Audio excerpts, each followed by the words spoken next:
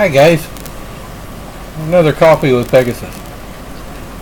Been a lot going on over the last week. Hope everybody's had a good one.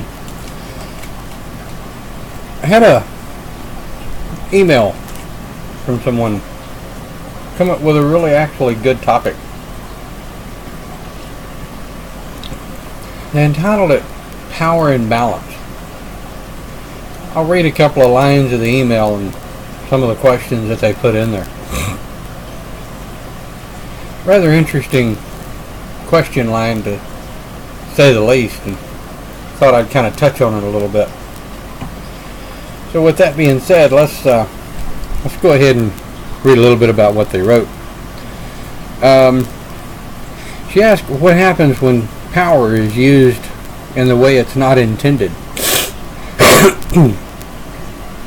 Says, what happens when power is used in the way it's not intended? Individually past speaking. We know that overall power is neither destructive nor creative. It can be both, or it can be harbored and do nothing for a while. Goes on to say, why is it power is most effective when the person is using it in a state of balance? Says, what happens when someone who is nurturing collides with someone who is destructive, thinking laterally, not literally? Well, that actually makes sense if you think about it. And it kind of goes back to the indestructible force meets with the immovable object. The theory is they'll cancel each other out. Well, it's been my experience that power, much like energy, considering power is energy, like they say, it simply is. It's neither good nor bad. It's all in how the person uses it.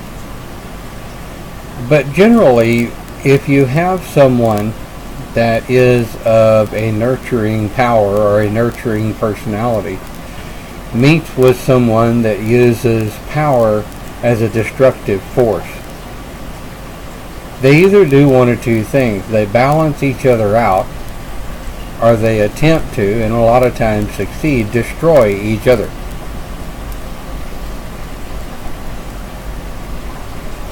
To me, it kind of comes back to this perception of the use of power. Now, everyone has the capability to do great harm, and everyone has the capability to do great good. I think the whole premise behind the question is, how do we seek balance? How do we find balance? Well, to me, we find that balance in the understanding of our own mind, of being able to balance good and bad. Now, I hesitate to use the term evil, because evil, I think, is a little strong for what this particular question is about. I believe that we have sunshine and dark. As the earth rotates, the sun rises to bring sunshine and light and warmth to the plants and the people of the earth. And as it sets, our little section of the earth falls into darkness to give the plants and the animals and the people a chance to rest, with the exception of the nocturnal people and animals, if you will.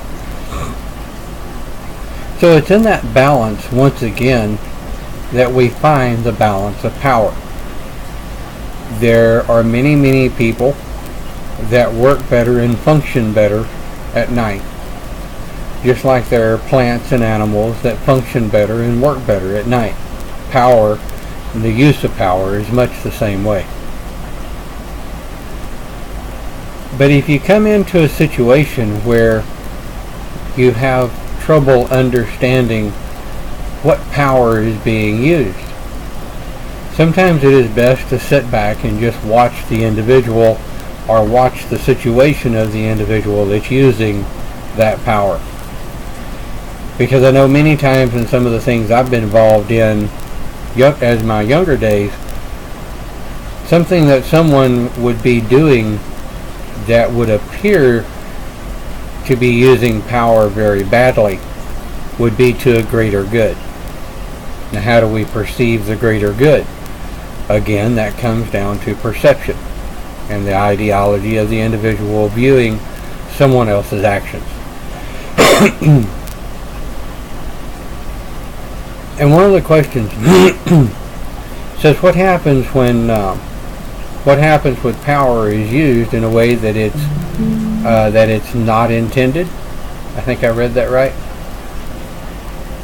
It's like anything else.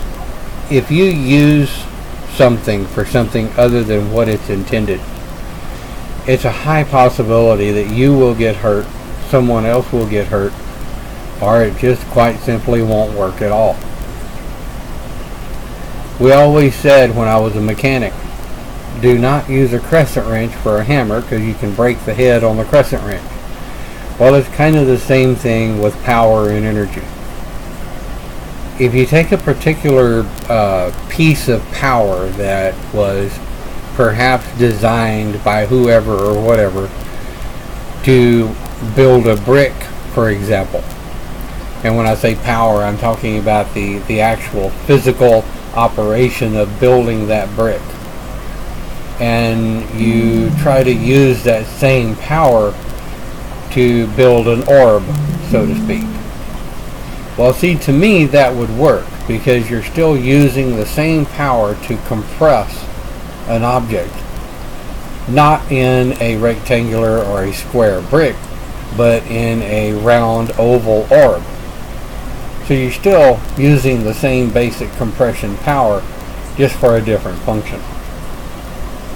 But if you take the power of building a spear to hunt, and you try to use that power to build a brick or an orb, I can see problems with that, because the power and energy that goes to building the spear would not be the same power and energy stroke mindset that it would be to build a brick.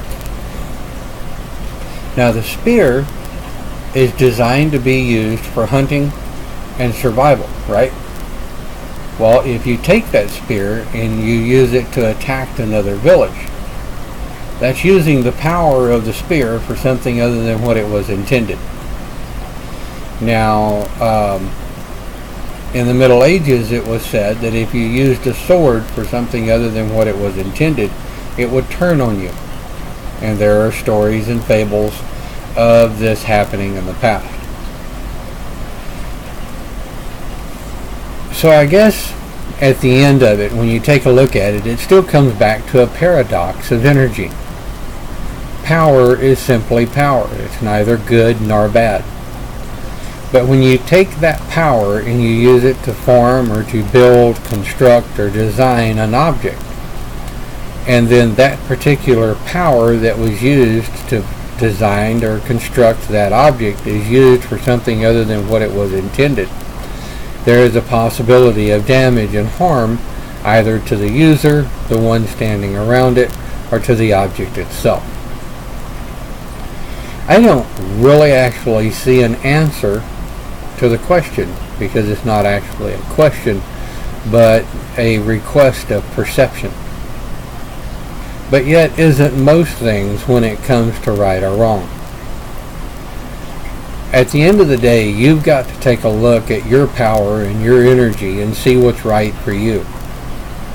Also, you have to take a look at the use of that power and energy and see how it's going to affect the world and the people around you. So much today, people don't do that. They continue to live in their cubicle, and as long as nothing affects the inside of their cubicle, so they think they can't be bothered. Where to from here, I'm not real sure. I'll probably give this topic a little more thought, maybe have a follow-up on it someday, or maybe not. I did enjoy the question though. Keep them coming.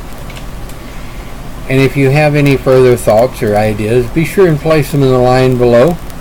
Drop me an email, give me a holler, and we can talk about it from there. Enjoy your day, and I